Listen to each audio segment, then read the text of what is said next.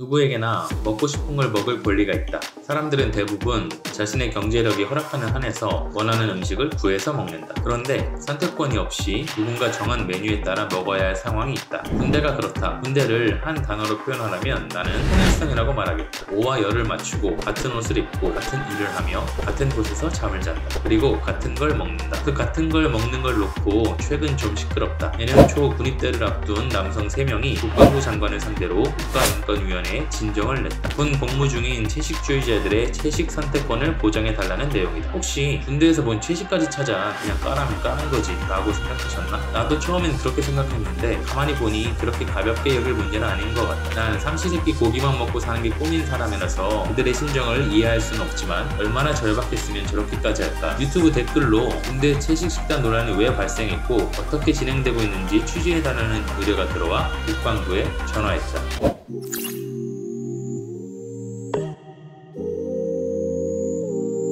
군대 식단은 한 끼에 밥과 국, 3가지 반찬이 기본으로 나온다. 인권위에 진정을 낸 이들은 반찬이 고기와 생선 위주이기 때문에 완전한 채식을 하는 채식주의 장병들이 먹을 게 없어 체중이 심하게 빠지거나 어쩔 수 없이 신념을 버려야 한다고 주장했다. 채식주의 장병들은 몇 년 만에 고기를 먹고 구토나 복통 등 이상 증세를 보이거나 심각한 정신적 스트레스와 무기력, 우울증에 시달리는 경우도 있다고 했다. 인권위 진정에 함께한 시민단체들이 논산 육군훈련소 4주 훈련 식단을 분석해보니 비건들은 28일 중 평균 13.6일은 반찬 없이 쌀밥만 먹을 수 있었고 8.6일은 쌀밥과 반찬 1가지, 2일은 밥 없이 반찬 1가지만 먹을 수 있었다. 1.6일은 아무것도 먹지 못하고 굶어야 했다. 그러면서 채식인들에게 선택지가 주어지지 않는 식단은 그 자체로 심각한 신체적, 정신적 고통을 준다며 제한된 음식으로 인한 영양적 문제뿐 아니라 사실상 육식을 강요하는 군대 환경으로 인해 자신의 양심과 신념을 위협받는다고 주장했다.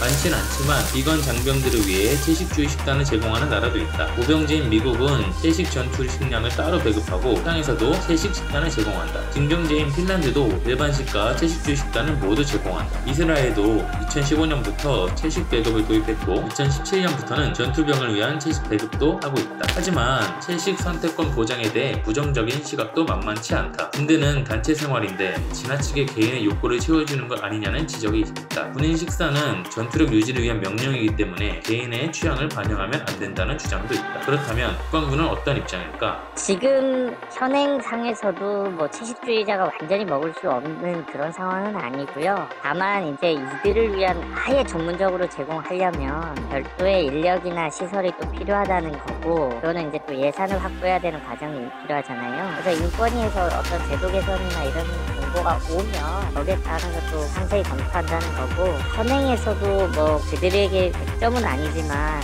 어느 정도 충분히 그 식사를 할 수 있는 환경을 준다라는 겁니다.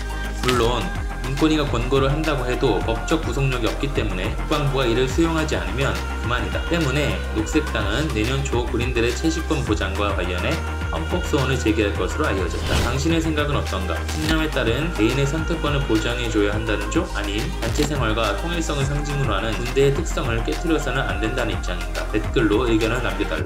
당신도 취재를 의뢰하고 싶다면 구독하고 댓글로 의뢰하시라. 지금은 학교마다 교복이 다른데 누가 디자인하는지 알아봐달라는 의뢰가 들어와 취재 중이다. 구독하고 알림 설정 누르면 조만간 취재 결과가 올라올 거다.